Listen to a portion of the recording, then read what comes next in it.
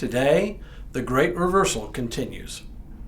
Hello, I'm Stuart Baskin, pastor of First Presbyterian Church of Tyler, Texas, and this is your daily devotional for Wednesday, September 28th, 2022. In the story in the book of Esther, we have seen a major threat to the Jews living in the Persian Empire in the form of a decree promulgated by King Ahasuerus' top official, the evil Haman. Haman decreed the destruction of all the Jews living in the empire, and he determined the date on which this would take place by casting lots, or pur in the Akkadian language. But through a series of ironic events, the fortunes have been reversed. Haman has been hanged on the very gallows he had constructed to hang Mordecai, whom he loathed. Haman's house has now been given into the hands of Queen Esther, and Haman's royal office has been handed to none other than Mordecai himself. Now we come to the next piece in this great reversal.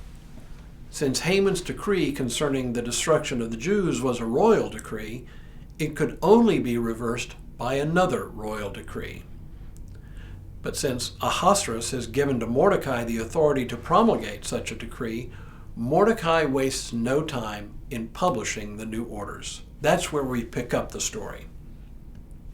The king's secretaries were summoned at that time in the third month, which is the month of Sivan, on the 23rd day, and an edict was written according to all that Mordecai commanded, to the Jews and to the satraps and the governors and the officials of the provinces from India to Ethiopia, 127 provinces, to every province in its own script and to every people in its own language, and also to the Jews in their script and their language. He wrote letters in the name of King Ahasuerus, sealed them with the king's ring, and sent them by mounted couriers riding on fast steeds bred from the royal herd.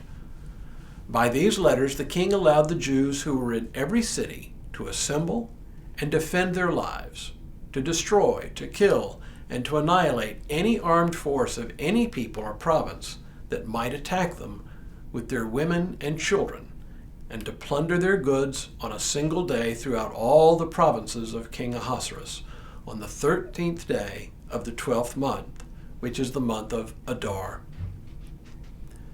The first thing to notice here is the timing of this decree. You may recall that Haman's original decree, right after he cast lots to determine the time when the Jews would be destroyed, well, that decree was promulgated in the first month of the year, with the date of destruction set for the 12th month. Now Mordecai publishes this latest decree, reversing Haman's original decree, in the third month.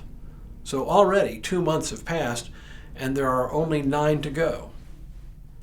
The second thing to notice is the language of Mordecai's decree and how it closely parallels Haman's decree.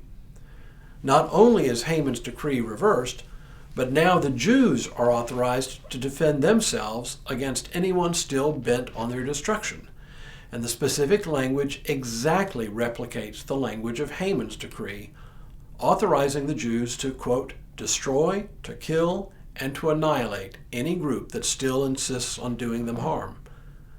This language is intentional, for it lets us know that the reversal of fortunes is parallel to the harm that was to come upon the Jews. But there's one more element to this decree that was not explicitly stated in Haman's original decree. In Mordecai's decree, the Jews are authorized to plunder the goods of those who attack them.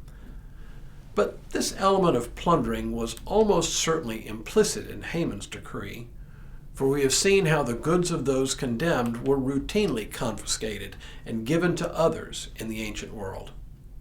I would say that the writer is simply making it explicit in this case.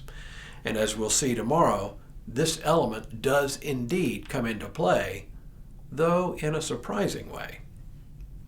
Finally, notice that the date is the same as the date Haman had set for the destruction of the Jews.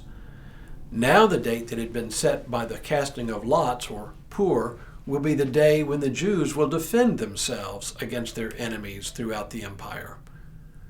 With the new decree in place, The book of Esther records that the Jews throughout the empire rejoiced and threw celebrations in anticipation of the day, the 13th day of the 12th month, the month of Adar, when the reversal of fortunes would be complete.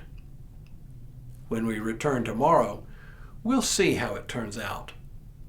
But for now, may God continue to bless you and keep you in all that you do, this day and in all the days ahead.